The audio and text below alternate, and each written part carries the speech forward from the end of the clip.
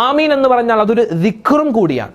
ദിക്ർ, നമ്മളിപ്പോൾ സുബ്ഹാനല്ലാഹ്, അൽഹംദുലില്ലാ, അല്ലാഹു അക്ബർ എന്നൊക്കെ നമ്മൾ ദിക്ർ പറയൂലേ, എന്നതുപോലെ നമുക്ക് പറയാൻ പറ്റുന്ന ഒരു ദിക്റാണ് ആമീൻ, ആമീൻ, ആമീൻ, ആമീൻ. അങ്ങനെ പറയണം, അങ്ങനെ പറയാൻ പറ്റും, അത് ദിക്റാണെന്നാണ്. പിന്നെ ഒരാൾ ആമീൻ എന്ന് പറയുമ്പോൾ അല്ലാഹു തആല 4 മലക്കുകളെ സൃഷ്ടിക്കുമെന്നാണ് മറ്റൊരു ഹദീസിന്റെ ആശയമാണ്. എന്നിട്ടോ ആ മലക്കുകൾ അള്ളാഹിനോട് പറയും, അല്ലാഹുമ്മ ഗഫിർ ലിമൻ യഖൂലു ആമീൻ. അല്ലാഹുവേ പടച്ചവനെ, വഹബ് ബിൻ മുനബ്ബഹ് റളിയല്ലാഹു തആല അൻഹു പറയുകയാണ്. അപ്പോൾ ഇങ്ങനെ പറഞ്ഞാൽ ഈ 4 മലക്കുകളും അല്ലാഹുവേ ഇവനിക്ക് നീ പുറത്തു കൊടുക്കണേ അല്ലാ എന്ന് ആ 4 മലക്ക് നമുക്ക് വേണ്ടി ദുആ ചെയ്യുമെന്നാണ്.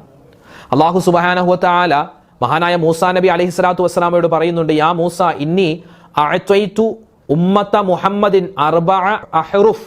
ഞാൻ ഉമ്മത്ത് മുഹമ്മദിന് സല്ലല്ലാഹു അലൈഹി വസല്ലം 4 ഹർഫുകൾ കൊടുക്കുന്നുണ്ട്, 4 അക്ഷരങ്ങൾ. ഹിയ കലിമത്തു ആമീൻ. അതേതാണ്? ആമീൻ എന്ന വാക്കാണ്. അത് തൗറാത്ത്, ഇഞ്ചീൽ, സബൂർ, ഖുർആൻ ഇവയിൽ നിന്നെല്ലാം കടഞ്ഞെടുത്തതാണ് ഈ ആമീൻ. ഇവയിൽ ഉള്ള എല്ലാ കാര്യങ്ങളിൽ നിന്നും ഊറ്റിയെടുത്തതാണ് ആമീൻ എന്ന വാക്ക്. അതുകൊണ്ട് ഒരാൾ മനസ്സറിഞ്ഞ് ആമീൻ എന്ന് പറഞ്ഞാൽ ഈ 4 ഗ്രന്ഥങ്ങളും പാരായണം ചെയ്തതുപോലത്തെ ഒരു പ്രതിഫലം മൂസാ നബിയെ ഞാൻ കൊടുക്കുമെന്ന് അല്ലാഹു സുബ്ഹാനഹു വ തആല പറഞ്ഞു എന്നാണ്.